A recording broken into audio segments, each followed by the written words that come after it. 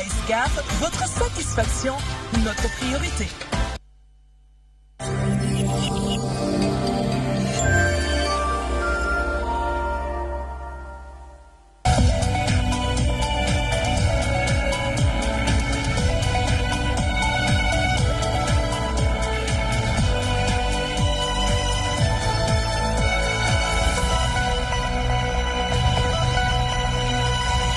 Bonsoir à toutes et à tous. Merci de nous suivre sur DTV, les titres de ce journal. Procès Khalifa Sall, chaudes empoignades entre le maire de Dakar et le procureur. Khalifa Sall campe sur ses positions et continue de défendre ses co-accusés. L'édile de la capitale qualifie son procès de procès politique. Le taux de croissance du pays ne profite pas aux Sénégalais. Déclaration d'Idrissa Seck. Le Premier ministre bat en brèche cette allégation. Rabissi Konaté de Réumi s'érige en bouclier. Awagnan de l'APR renvoie les Réumis aux réalisations du président de la République. L'école polytechnique de Thiès, un creuset d'excellence, elle a été créée en 1973 par Léopold Sédar Senghor. Des ingénieurs de renom ont été formés dans cet établissement, qualifiés pour être opérationnels. Nous irons à la découverte de ce temple du savoir dans ce journal. Bientôt le démarrage des phases allées de la Ligue africaine de football. Génération Foot se dit fin prête. Elle fera face à Misraël Makassar d'Égypte. Les poulains d'Olivier Perrin trouvent le stade Léopold Senghor qui doit accueillir la manifestation pas confortable.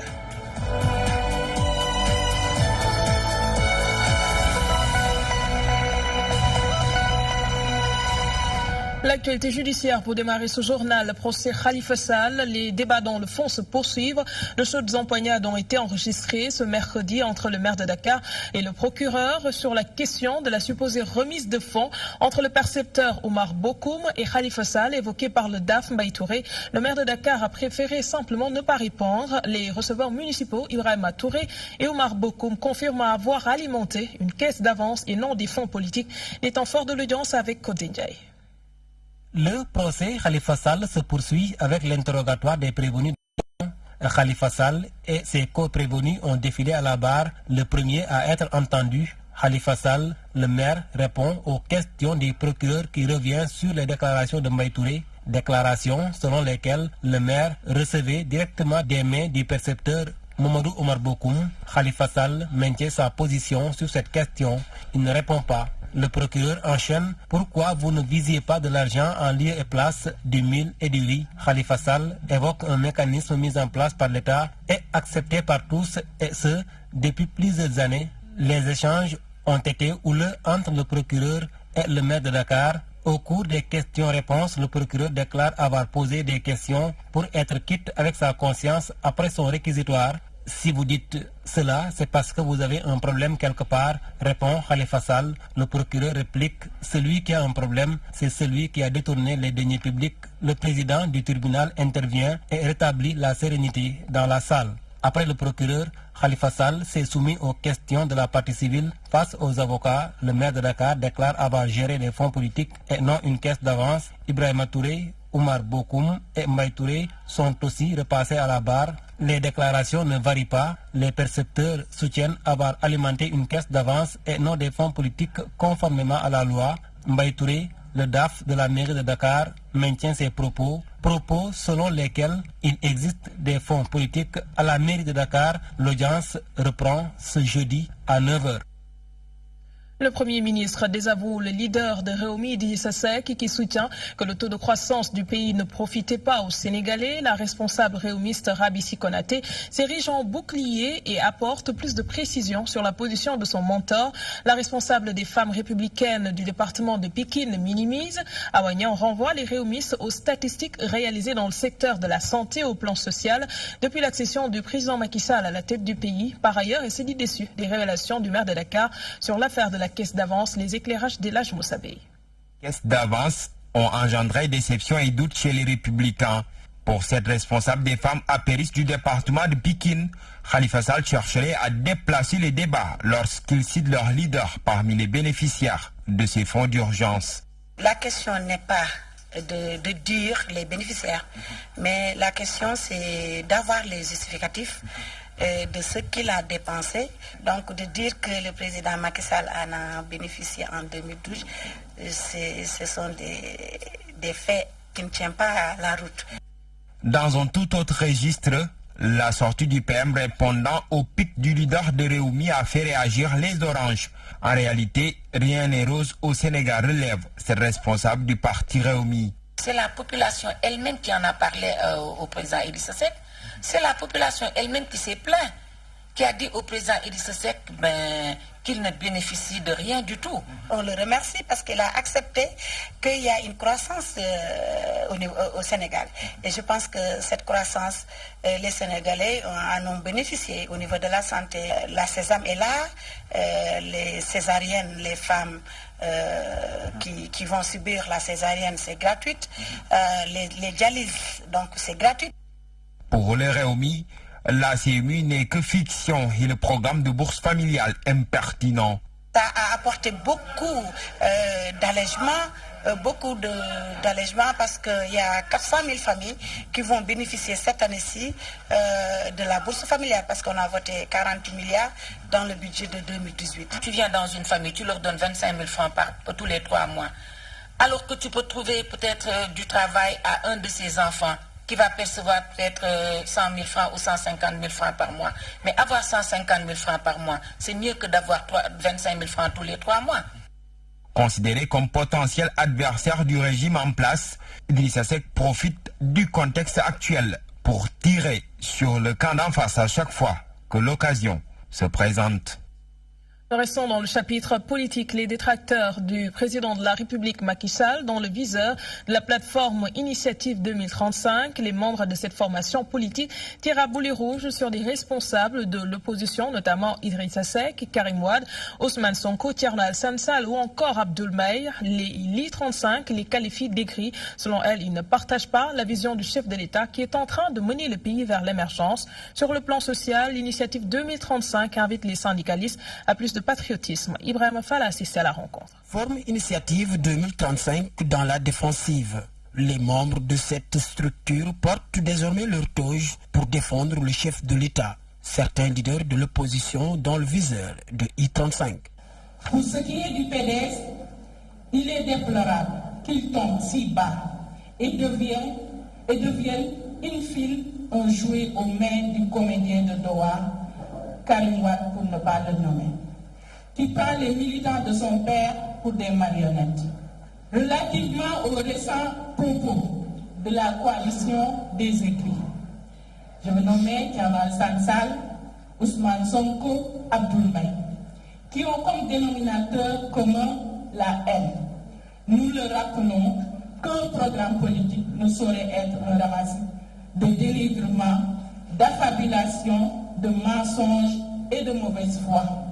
Dans le contexte de la crise sociale qui secoue le pays, ces leaders politiques invitent les syndicalistes à plus de retenue. Sénégalais au service du développement économique et social de notre pays. À ce titre, le comité d'initiative de la plateforme I35 exhorte les forces sociales à poursuivre le dialogue engagé pour un apaisement du climat social. Le président est ouvert au dialogue, le gouvernement est ouvert au dialogue. Je pense qu'il faut continuer le dialogue. Il ne sert à rien d'avoir un vocabulaire de va-t-en-guerre ou en tout cas de bouder les négociations ou les discussions. Je pense qu'il faut agir en responsable, venir autour de la table et dialoguer. La plateforme Initiative 2035 tire un bilan satisfaisant de la visite du président de la République française, Emmanuel Macron. Un succès diplomatique et économique vu les retombées enregistrées durant ces 3 jours. Le mouvement des élèves et étudiants républicains de Podor dénonce la mauvaise gestion du directeur du COUD. Ses membres affirment que Cheikh Omar Anne favorise ses partisans au détriment de ceux de Abdoulaye Daouda Diallo. Plusieurs membres du maire de Podor ont été exclus du campus social. Aujourd'hui, ils se disent prêts à combattre tous ceux qui posent des actes tendant à diviser la coordination de la paire de Podor. Les détails avec Ndeye Fatimlo. Ils sont très remontés contre le DG du COUD. Pour cause, Cheikh Omar Anne a exclu du campus social 60 étudiants du maire Podor, situation qui montre les pratiques nébuleuses du DG au sein du COUD. Donc il nous a expulsés là-bas, voilà, pour des raisons purement politiques. C'est au niveau de ces chambres qu'il fait vraiment une gestion clanique, voilà, donc une gestion nébuleuse. Tu es avec moi, tu loses, tu n'es pas avec moi, dors. Donc ça pose problème. En tout cas, nous sommes des apéristes. Nous sommes des apéristes. Voilà, on travaille pour le président de la République. Aujourd'hui, ces jeunes étudiants se considèrent comme des sentinelles de la coordination départementale de Podor. Selon eux, ils ne reconnaissent qu'Abdoulaye Daouda Diallo comme coordinateur et ils comptent combattre tous ceux qui veulent semer la division au sein du département pour ses intérêts personnels. Nous sommes le désordre total au niveau du département de Podor. Depuis 5 ans, 6 ans, on travaille vraiment derrière le coordinateur Abdoulaye Daouda Diallo. Il n'y avait pas de problème. Lui, il a monté ses jeunes, il a monté ses gosses, voilà, donc pour les donner des CDD, voilà, donc pour leur donner aussi des chambres. Donc ça pose problème. En tout cas, tout compte fait, nous n'allons pas croiser les bras, nous allons nous battre, voilà, pour vraiment que la vérité triomphe. Voilà, que le coordinateur reconnu et légitime chez M. Abdoulaye Daouda Diallo, voilà. Si d'autres personnes restent ici à diviser le département, ça n'engage que. Le mouvement des élèves et étudiants républicains du Podor a tenu sa 3e édition de ces journées portes ouvertes, occasion de réitérer leur engagement auprès du président Macky Sall, à qui ils promettent un 2e mandat. 100 euros ont été vendus pour rassembler le montant de la caution du président de la République. Révélation de la convergence des éleveurs républicains pour l'émergence du Sénégal. Elle indique que c'est une manière de remercier le président Macky Sall pour tous les efforts déployés dans le secteur de l'élevage. La convergence des éleveurs républicains pour l'émergence du Sénégal ne compte pas s'arrêter là. Elle ambitionne de réélire le patron de l'APR dès le premier tour à la prochaine présidentielle. C'était en présence de Adjara Ndiaye. Convergence des éleveurs républicains pour l'émergence du Sénégal compte payer la caution du président de la République pour la présidentielle en 2019. Pour ces éleveurs, c'est une manière de remercier le président Sall pour tout ce qu'il a fait dans le secteur. Montrez au président de la République que ce que vous avez fait pour le secteur de l'élevage depuis que vous êtes là, depuis 5 ans, depuis 6 ans, vous avez beaucoup fait pour le secteur de l'élevage. Vous avez initié une journée de l'élevage qui nous a beaucoup plu. Vous avez réhabilité le ranch de Dolly. Vous avez beaucoup fait pour le secteur de l'élevage. Par conséquent, nous avons dit que nous aussi, nous éleveurs, on va faire un geste que les Sénégalais vont voir que nous sommes très satisfaits vraiment de ce que le président de la République est en train de faire pour le secteur de l'élevage. Quand on a vendu les taureaux, vraiment on a pu mobiliser la caution que le président de la République doit donner. Selon le coordinateur de la convergence, les éleveurs vont réélire Macky Sall dès le premier tour. Nous allons également nous mobiliser pour le soutien du président de la République, pour voter pour lui, pour faire de sorte que le président de la République soit élu dès le premier tour. Donc ce sera une organisation que nous allons sillonner le pays pour dire que il n'est même pas question, il n'est même pas nécessaire de battre campagne, de faire une campagne pour les éleveurs. Donc c'est à nous de le faire et nous le ferons à sa place. Initié en novembre 2015 lors de la 3e journée de l'élevage à Djoum, les éleveurs de la convergence républicaine ont réussi à vendre 600 taureaux pour rassembler la caution du président de la République. La coordination du parti Réumi a mis en place une stratégie destinée à enrôler 10 000 votants. Au cours de leur assemblée générale, ils ont exigé de Carlo D un mea culpa concernant son souhait de voir Rihanna financer un programme de l'éducation nationale. Pour plus de détails, suivant l'un d'entre eux, Mamadou Sidibé au micro de Daouda Diallo. Aujourd'hui, nous allons redoubler d'efforts. Commencer très tôt, parce que lors des législatives, on n'avait qu'1 mois. Cette fois-ci, on le commence 1 an avant. Donc on pense qu'on pourra avoir plus même les 10 000 voix d'écart qu'on envisage d'avoir par rapport à nos adversaires au niveau de la commune Thiès-Ouest. Et nous avons jugé nécessaire aussi de parler à nos jeunes frères, de parler à la génération actuelle des enjeux qui nous attendent pour les élections législatives, qu'ils aillent récupérer leur carte électeur. Sur la scène culturelle, sache que vraiment, avec l'image qu'elle dégage, on ne doit pas refléter cela pour la jeune féminine sénégalaise. Et c'est dommage. Si nous devons avoir de l'argent pour faire la politique de nos projets sur le plan de l'éducation, je pense qu'il y a des gens au Sénégal, pétris de talent, qui pourraient vraiment dégager les stratégies qui nous permettent aujourd'hui de financer nos politiques publiques à travers des finances publiques. Nous changeons de registre. Le combat mené par le syndicat démocratique des chauffeurs du taxi du Sénégal est en train de porter ses fruits. Sur les 14 points de sa plateforme revendicative, 3 ont été résolus. Parmi ceux-ci, la suppression totale des laissez-passer, la requête la plus importante pour ces chauffeurs. Les camarades de Modou Ndiaye se réjouissent de cette mesure. Par conséquent, ils ont décidé de mettre la pédale douce. Toutefois, ils précisent que la grève est toujours maintenue. Les précisions de Mamadou Samba. Après sa marche du 31 janvier passé, le syndicat démocratique des chauffeurs de taxi du Sénégal semble être en bon terme avec les autorités étatiques. En effet, 3 sur les 14 points revendiqués ont trouvé solution, dont l'affaire des laissez-passer. Nous avons jugé nécessaire de revoir l'obtention des laissez-passer. Le syndicat a demandé à ce que cela puisse être éliminé de manière définitive. Si tel n'est pas le cas, il faut absolument que les laissez-passer soient disponibles. Dieu merci, nous avons trouvé un consensus avec le directeur des transports terrestres. Désormais, le taximan peut se procurer d'un laissez-passer et gratuitement. Un autre revendicatif parmi ceux qui sont pour le moment résolus, la problématique des taxis à l'AIBD. Avant, il nous était impossible de prendre nos clients au niveau de l'aéroport international Blaise Diagne. Mais maintenant, après discussion, nous sommes parvenus à résoudre ce problème. Le secrétaire général du syndicat souligne par ailleurs que la grève n'est pas suspendue, mais ils ont juste mis la pédale douce. Nous sommes prêts à négocier, mais si les 14 points revendicatifs ne sont pas totalement résolus, nous allons entamer encore une fois de plus un mouvement d'humeur.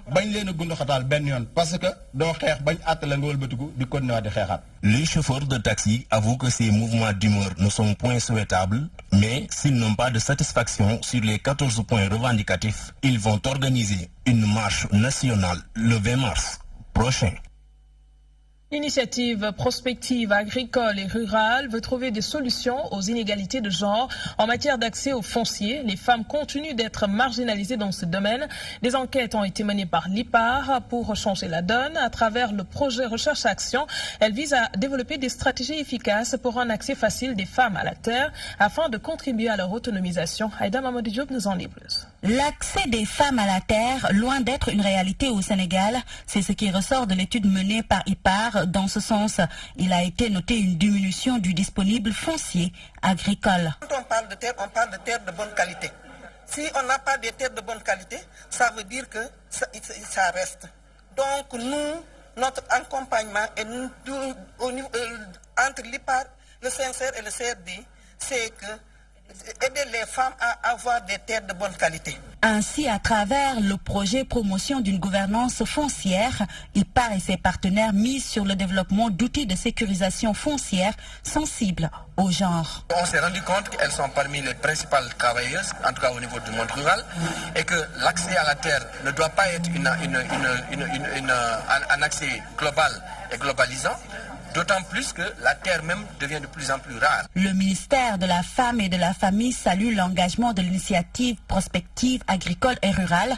Il compte accompagner ce projet. Le ministère est forcément engagé, le ministère de la Femme, car son rôle, c'est de veiller à l'effectivité des droits fondamentaux de la femme. Le projet Recherche-Action ainsi lancé reste maintenant à mener le combat pour l'accès et le contrôle des femmes sur les terres et leur participation dans les instances de prise de décision. Nous en venons à notre reportage du jour. Il nous mène à l'école polytechnique de Thiès, un établissement créé en 1973 par l'ancien président de la République Léopold Sédar Senghor. Objectif, former des ingénieurs qualifiés et opérationnels. L'école polytechnique de Thiès fut auparavant placée sous la tutelle du ministère des Forces armées. Ce département gérait l'organisation avant d'être rattaché puis détaché de l'université de Thiès. Allons à la découverte de ce temple du savoir avec Djibissa Dioni. 11h à l'école polytechnique de Thiès. Dans l'enceinte de l'établissement, des élèves constitués en groupe. L'engouement n'est pas le même qu'avant, mais l'ambiance est de mise.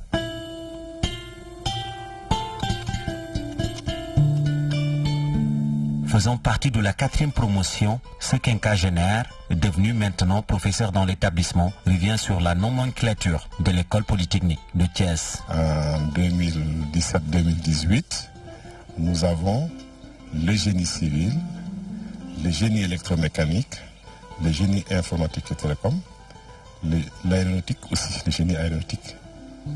Alors ce qui fait que présentement nous avons porté le nombre de filières à au moins 4 filières. Le PT semble tomber en décrépitude ces dernières années. Pour ces pensionnaires, l'établissement maintient toujours son niveau d'excellence. Je me suis retrouvée ici, j'ai été sélectionnée au concours. Nous avons la réputation d'être une école d'excellence. Donc les élèves qui viennent ici sont sélectionnés sur dossier et passent un concours à l'entrée de l'école.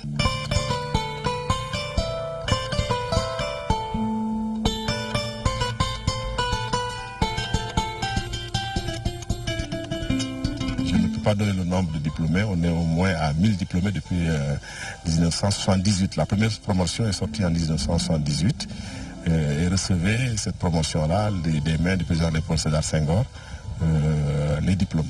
Le ministère des Forces armées gérait autant l'organisation de cet établissement. Ce passage justifie le port vestimentaire des élèves. Les tenues représentent une partie de cette tradition-là. Donc c'est juste un peu pour renforcer un peu l'esprit de discipline au sein des élèves ingénieurs. Parce que quand on porte la tenue, quand même, on sait qu'on symbolise avant tout l'école. Donc quand nous portons la tenue, nous la portons correctement afin de redorer un peu le blason de cette école. L'école polytechnique de Thiès existe depuis 1973 sous le parrainage de l'école polytechnique de Montréal avant d'être attachée et puis détachée de l'université de Thiès. Objectif, former dans un temps déterminé des ingénieurs qualifiés et opérationnels.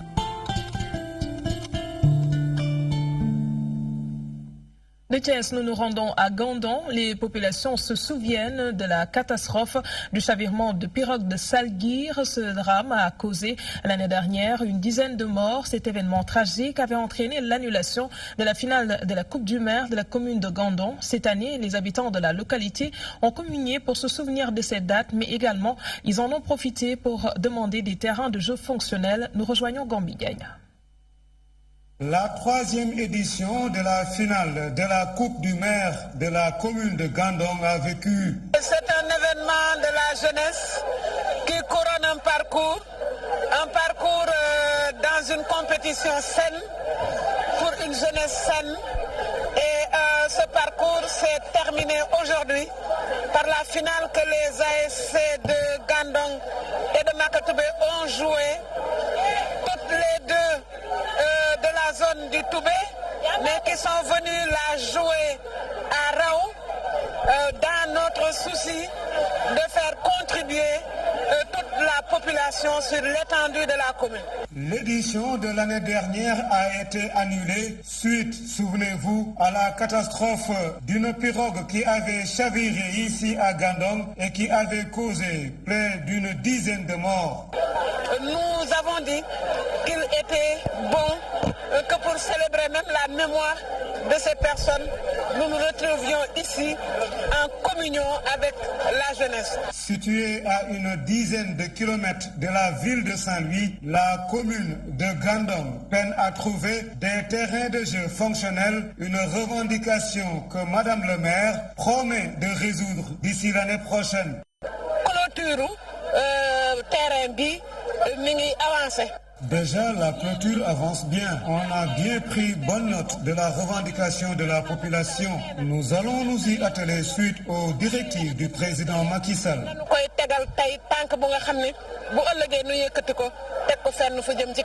Le trophée a été finalement remporté par Makatoubé. À 3 jours des phases allées de la Ligue africaine de football, Génération Foot qui représente le Sénégal s'ajoute pour la 2e fois et fin prête. Le club de Déni Biram Ndao accueillera samedi le club égyptien Misr El Makassa au stade Léopold Sédar Senghor. Un stade pas confortable pour les poulains d'Olivier Perrin. Ces joueurs ont l'habitude de compétir sur une pelouse synthétique. Les explications du coach de Génération Foot au micro de Abigail. On travaille un peu sur l'adversaire en championnat. Là, c'est un peu plus pointu parce qu'on a pu voir beaucoup de matchs. et notamment leurs 4 derniers matchs où ils ont mis leurs nouvelles recrues. Sans compter le dernier qu'ils ont fait lundi, puisqu'ils ont enlevé leurs 5 meilleurs joueurs. Donc ne comptez pas leur défaite 4-1 à domicile comme un échec qu'ils ont mis l'équipe B. Donc voilà, ce qui est un peu normal, à 4 jours d'un déplacement, on évite de mettre les meilleurs joueurs pour ne pas les blesser. Donc pour le reste, effectivement, notre équipe on a un peu plus fait de vidéos que d'habitude, parce qu'on connaissait un peu plus l'adversaire. Mais on s'est surtout focalisé sur notre travail à nous, qu'on soit prêt athlétiquement, qu'on soit prêt techniquement. On essaie de tenir compte des faiblesses de l'adversaire, ou en tout cas des endroits où ils sont un peu moins bons pour essayer d'appuyer là. Mais après, comme j'ai dit à mes joueurs, vous savez, on peut préparer un match en fonction de l'adversaire, mais si toute l'année vous n'avez rien fait et que tactiquement votre équipe n'est pas prête, ne croyez pas qu'en 4 jours vous allez résoudre les problèmes, c'est pas vrai. Le terrain est un peu moins large et un peu moins long que chez nous, puis surtout il va moins vite, quoi. Il va beaucoup moins vite. Le seul miracle qu'il faut faire ici pour avoir une vraie pelouse, c'est tout enlever et remettre quelque chose de neuf. Le village de Nianing, dans le département d'Mbour, dispose d'une nouvelle église, un geste des Fages Sénégal et d'un ressortissant français, Patrick Tedo. L'ouvrage a été inauguré par l'archevêque de Dakar devant une foule immense. Monseigneur Benjamin Ndiaye a prié pour une unité des cœurs et une paix durable au Sénégal. Nous retrouvons Mamadou Diop.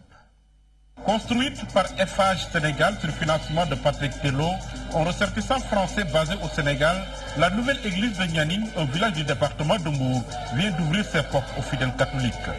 Le bijou a coûté plusieurs millions de francs CFA. Je pense que le tandem entre M. Tello et FH Sénégal a permis la réalisation aujourd'hui de cette église. Il y a eu de nombreux efforts de fait des deux côtés, sur le plan technique, sur le plan financier. Et aujourd'hui, je crois que ce qu'il faut, c'est voir la réalité de cette église. Elle est magnifique. Je n'ai fait qu'une partie du partenariat qui a permis de réaliser ce travail. Oui, tout à fait. Il y a une partie responsabilité sociétale. Comme beaucoup de projets, comme sur Saint-Louis, nous avons participé à la réhabilitation de la maison de la radio. L'ingénieur en charge de la géotechnique et de la construction de l'édifice, qui a une capacité de 800 places, a fait savoir que sa réalisation n'était pas facile. Dans les projets classiques, les gens se fondent sur les fondations superficielles. Et là, on est allé chercher le bon sol pour avoir une assise très très solide. On allait les chercher à 12-15 mètres. Donc c'est des fondations profondes sur pieux qui ont un peu impacté sur le coût du projet. Mais ça nous permet d'avoir une stabilité qui est nécessaire pour bâtir un ouvrage pareil. Une vue aérienne vous permet peut-être de voir la forme du coquillage qu'ils ont essayé de copier. Monseigneur Benjamin Ndiaye, archevêque de Dakar, a présidé la messe inaugurale de la nouvelle église de Nianing. Devant une présence massive des fidèles catholiques, Monseigneur a prié pour la prospérité, pour le bonheur, mais surtout pour la paix partout au Sénégal.